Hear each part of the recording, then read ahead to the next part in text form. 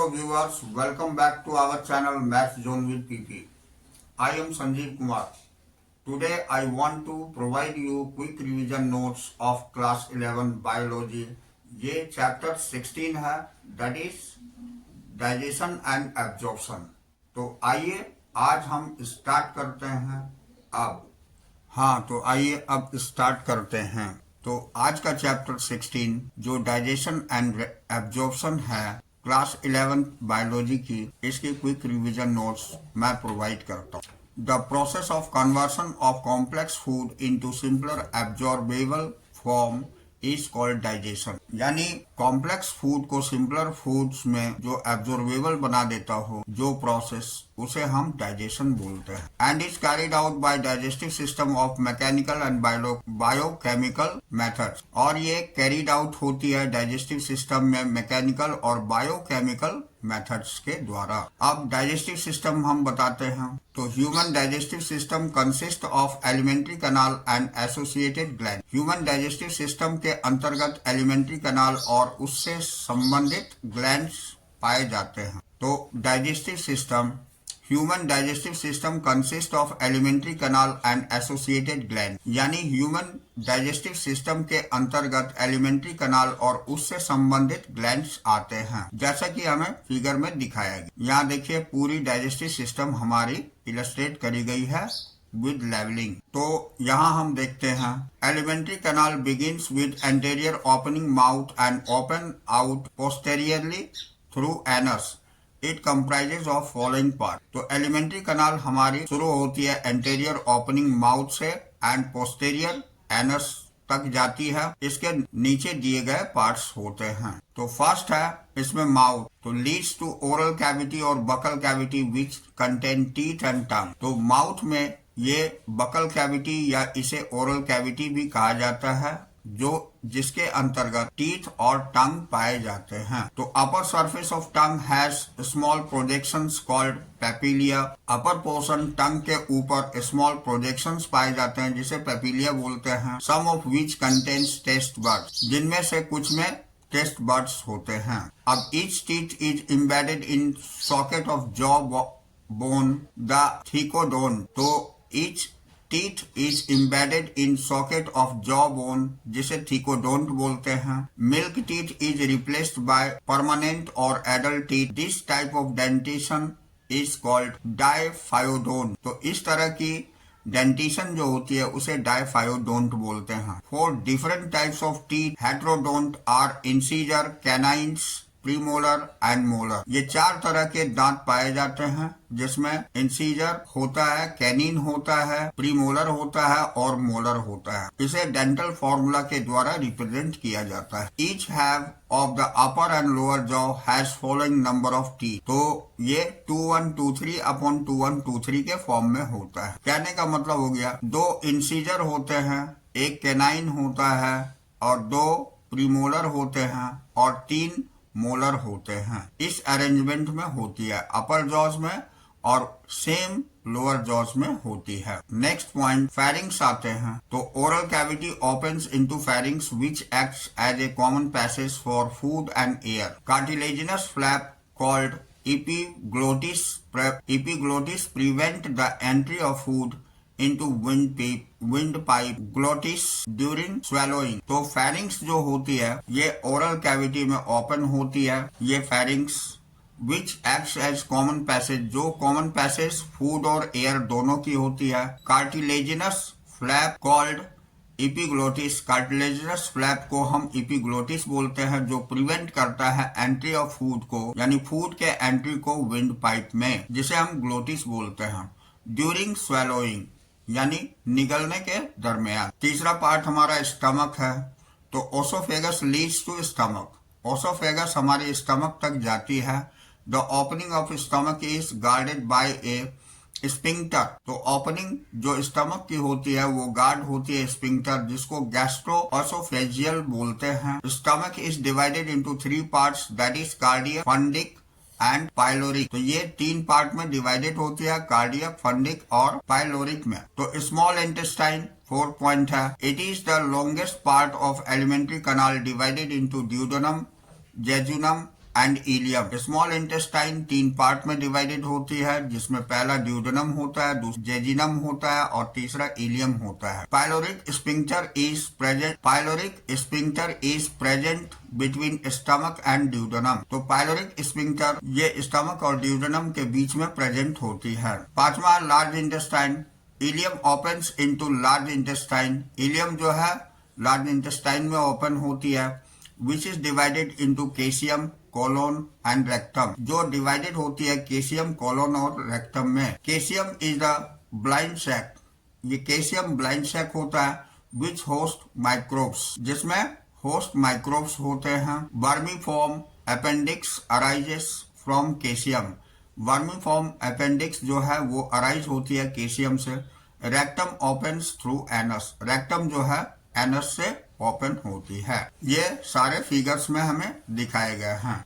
अब histology of alimentary canal, जो यहाँ ऊपर में इसकी फिगर्स है। The wall of alimentary canal from oesophagus to rectum consist of 4 layers. तो एलिमेंट्री कैनाल की ओसोफेगस से रेक्टम तक जो वॉल होती है उसको हम 4 लेयर्स में ये डिवाइडेड होती है, जिसे आगे देखते हैं। पहला है सिरोसा। तो it is the outer layer made up of squamous epithelium and areolar connective tissue. यानी सिरोसा जो होती है ये आउटर लेयर होती है जो स्क्वैमस एपिथेलियम की और एलोरर कनेक्टिव टिश्यूज की बनी होती है। दूसरा है मस्कुलेरिस। तो it is the composed of outer longitudinal और इनर सर्कुलर मसल फाइबर्स। ये जो है कंपोस्ट होती है आउटर लॉन्गिट्यूडनल और इनर सर्कुलर मसल फाइबर से। Muscle fibres are smooth. इसमें मसल फाइबर स्मूथ होती है and have network of nerve cell, और इसमें नर्व सेल की नेटवर्क होती है। तीसरा है हमारा तीसरा पार्ट सब म्यूकोसा। तो it consist of loose connective tissues richly supplied with blood and lymphatic vessels. इसके अंतर्गत ये कनेक्टिव टिश्यूज जैसे कि ब्लड और लिम्फेटिक वेसल्स पाए जाते हैं। ये Meissner plexus is present between the muscular coat and mucosa. ये मेजनर प्लेक्सस प्रेजेंट होती है मस्कुलर कोट और म्यूकोसा के बीच में। That controls the secretion of internal juice, जहां से इंटरनल जूस की सेक्रीशन होती है और उसे कंट्रोल करती है। अब फोर्थ है mucosa. Mucosa is innermost layer lining of lumen of the alimentary canal. It has irregular folding in stomach called rugae and villi in small intestine. तो म्यूकोसा इनर लेयर लाइनिंग में पाई जाती है elementary canal की। इसमें irregular folding पाई जाती है stomach के अंतर्गत, जिसे रग और विलाई बोलते हैं स्मॉल इंटेस्टाइन में। अब mucosa form gland in the stomach. Mucosa में जो ग्लैंड पाई जाती है वो गैस्ट्रिक ग्लैंड कहलाती है। And crypts in between the bases of villi, और क्रिप्स पाई जाती है विलाई के बेस में। इन द इंटेस्टाइन में ये क्रिप्स ऑफ लेवरकून, जिसे हम क्रिप्स ऑफ लेवरकून बोलते हैं। अब यहाँ हम देखते हैं डाइजेस्टिव ग्लैंड हमारे 3 होते हैं। जो पहला सैलिवरी ग्लैंड होता है, दूसरा लीवर होता है, तीसरा पैंक्रियाज होता है। तो सैलिवरी ग्लैंड के बारे में जानकारी प्राप्त करेंगे। तो salivary gland secrete saliva in oral cavity. ये हमारे ओरल कैविटी में सलाइवा सेक्रीट करती है। In human being salivary glands are 3 pair. Human being में सैलिवरी ग्लैंड जो होती है ये 3 पेयर में पाई जाती है। पैरोटिड, सबलिंगुअल एंड सब मैंडिबुलर। तो ये पैरिटीड होती है, सबलिंगुअल होती है और सब मैंडिबुलर होती है। अब हम नेक्स्ट देखते हैं liver. It is the largest gland in human bodies, lies in upper right side of the abdominal cavity just below the diaphragm. Largest gland होती है ह्यूमन बॉडी के अंतर्गत जो अपर राइट साइड में पाई जाती है एब्डोमिनल कैविटी में, जो डायफ्राम के जस्ट बिलो होती है, नीचे होती है। Hepatic lobules covered by Glisson's capsule. Hepatic lobules जो होती है वो कवर्ड होती है ग्लीसन्स कैप्सूल के द्वारा। Are structural and functional unit of liver.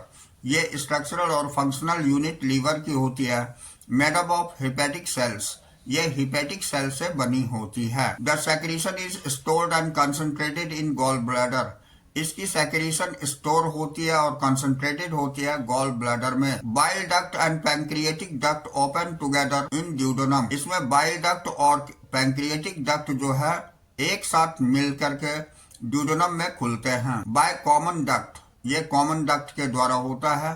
Guarded by sphincter of OD, जो गार्डेड होती है स्फिंक्टर ऑफ ओडी से। यहाँ फिगर में सारी दिखाई गई है, आप यहाँ जाकर के सारी डिटेल्स की जानकारी ले सकते हैं according to figure. Figure is very important in biology, so you should have to take attention towards figure also. अब पैंक्रियाज है।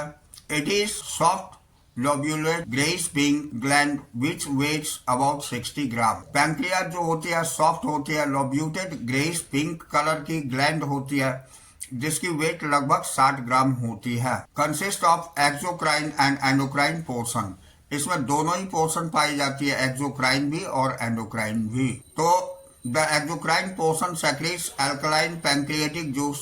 एक्सोक्राइन पोर्शन में ये सेक्रीट करती है alkaline pancreatic juice and endocrine secretes hormones insulin and glucagon. तो endocrine जो होती है वो सेक्रीट करती है हार्मोन जिसका नाम इंसुलिन होता है और ग्लूकाजन होती है। अब हम डाइजेशन ऑफ फूड देखते हैं। तो ये डाइजेशन ऑफ फूड है। Carbohydrates, fats, proteins and nucleic acids occurs in food in the form of large and complex insoluble macromolecules, जिसको हम पॉलीमर्स बोलते हैं। तो ये सारे जो पाए जाते हैं कार्बोहाइड्रेट, फैट, प्रोटीन और न्यूक्लिक एसिड, ये फूड के अंतर्गत जो पाए जाते हैं ये लार्ज कॉम्प्लेक्स इनसॉल्युबल मॉलिक्यूल्स कहलाते हैं, जिसे हम पॉलीमर्स बोलते हैं। तो these macromolecules are converted into small monomer by action of enzyme। यही मैक्रोमोलिक्यूल्स जो है कन्वर्ट होती है एंजाइम की हेल्प से स्मॉल मोनोमर्स में। अब आइए इसे हम आगे देखते हैं। तो in buccal cavity teeth and tongue help इन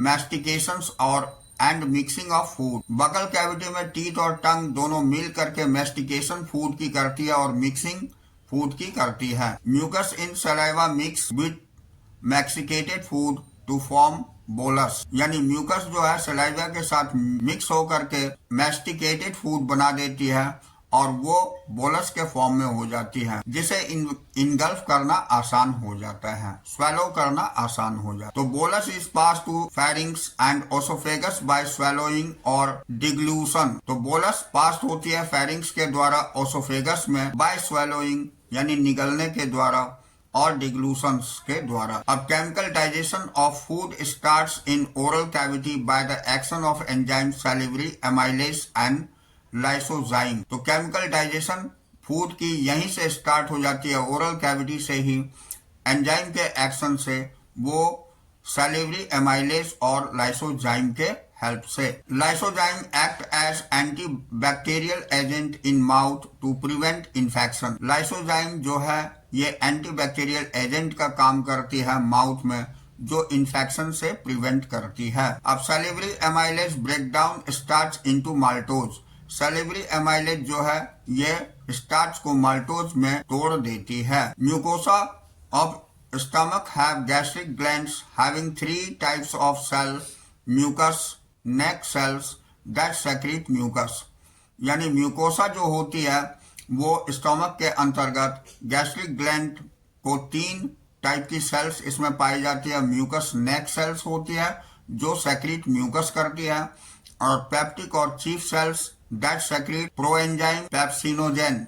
जो पेप्टिक और चीफ सेल्स होती है वो सेक्रीट करती है प्रोएंजाइम जिसको पेप्सिनोजेन बोलते हैं। एंड पेरिएंटल और ऑक्सिंटिक सेल्स दैट सेक्रीट HCl। और पेरिएंटल और ऑक्सिंटिक सेल्स जो होती है वो हाइड्रोक्लोरिक एसिड सेक्रीट करती है। अब देखिए, food mixes with gastric juice due to the churning actions of muscular wall to form chyme। Food जो है मिक्सेस हो जाती है गैस्ट्रिक जूस के साथ, चर्निंग एक्शन जिसमें होती है मस्कुलर वॉल में, जिसे हम काइम बोलते हैं। HCl activates the pepsinogen to pepsin. HCl activate होती है पेप्सिनोजेन के रूप में, पेप्सिन में, to digest protein and peptones, जो डाइजेस्ट करती है प्रोटीन और पेप्टोन को एंड और प्रोटीओजेस को। अब mucus and bicarbonate present in gastric juice play important role in lubrication and protecting inner wall of stomach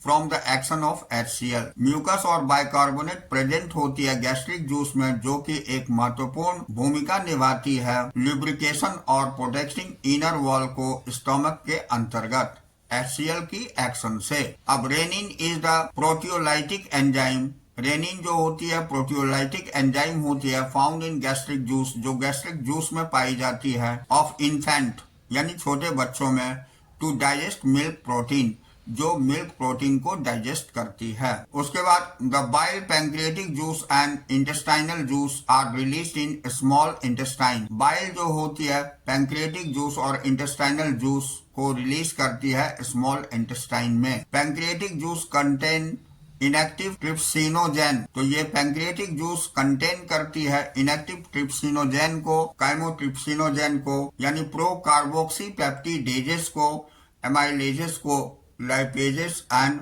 nucleases को, तो ये सारे कंटेन करती है। अब trypsinogen is activated by enzyme enterokinase to the trypsin, तो ट्रिप्सिनोजेन एक्टिवेट करती है एंजाइम एंटेरोकाइनेज को into the trypsin में, which further activates the other enzyme of intestinal juice, जो further activate करती है दूसरे एंजाइम को intestinal जूस का। Bile contains bile pigments, bile के अंतर्गत बाइल पिगमेंट्स पाए जाते हैं जिसको बाइलिरुबिन और बाइल वर्डिन बोलते हैं। अब बाइल साल्ट या cholesterol and phospholipids which help the emulsification of fat। Bile salt इसमें पाए जाते हैं, कोलेस्टेरोल पाए जाते हैं और फॉस्फोलिपिड्स पाए जाते हैं, which help जो हेल्प करती है इमल्सिफिकेशन फैट्स की। अब secretion of brush border cells of mucosa, secretion जो ब्रश बॉर्डर सेल्स की होती है म्यूकोसा के अंतर्गत, and goblet cell contain enzyme succus entericus, enzyme succus entericus होती है कंटेनिंग वैरायटी ऑफ एंजाइम्स, जिसमें बहुत सारे एंजाइम पाए जाते हैं to complete the process of digestion. यहाँ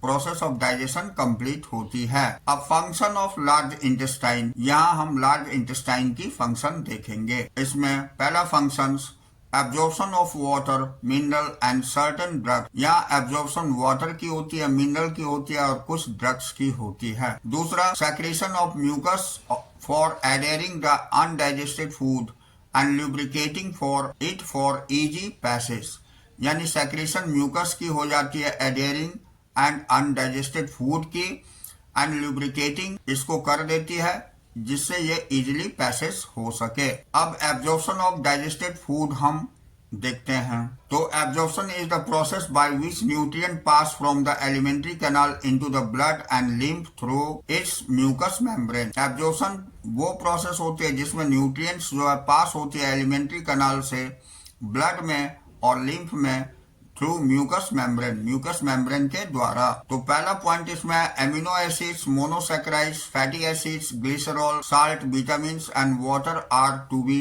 एब्जॉर्ब, यानी ये सारे एब्जॉर्ब हो जाते हैं। About 90% of absorption occur in small intestine, 90% absorption जो है पाई जाती है स्मॉल इंटेस्टाइन के द्वारा, एंड रेस्ट 10% इन स्टमक, और 10% स्टमक में, माउथ और लार्ज इंटेस्टाइन में होती है। The passage of different absorbent depends upon concentration gradients for some substances like glucose and amino acids and electrolytes. ये पैसेज डिफरेंट एब्जॉर्बेंट के रूप में डिपेंड करती है कंसंट्रेशन ग्रेडियंट का। ये सब्सटेंस लाइक ग्लूकोज की तरह की सब्सटेंस के लिए एंड एमिनो एसिड्स और इलेक्ट्रोलाइट्स के लिए। अब हम absorption in different parts of alimentary canal देखते हैं। तो माउथ है, certain drugs coming into the contact with the mucosa of mouth and lower sides of the tongue are absorbed into the blood capillaries lining them. Mouth के अंतर्गत कुछ drugs जो आती है कॉन्टैक्ट में म्यूकोसा के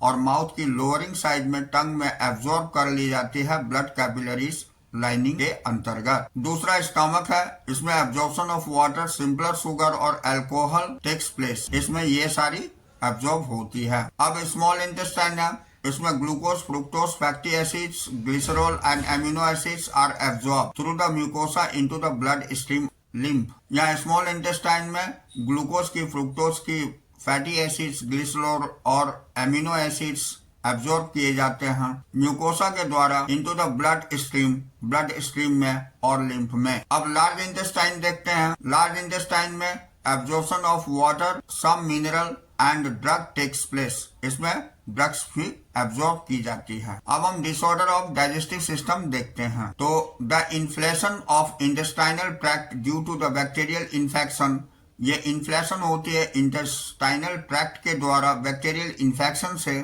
फंगल इन्फेक्शन से और पैरासाइटिक इन्फेक्शन से, काउज्ड बाय टैपवॉर्म, जो कि टैपवॉर्म के द्वारा, राउंड वॉर्म के द्वारा और थ्रेड वॉर्म के द्वारा एंड पिन वॉर्म के द्वारा होती है।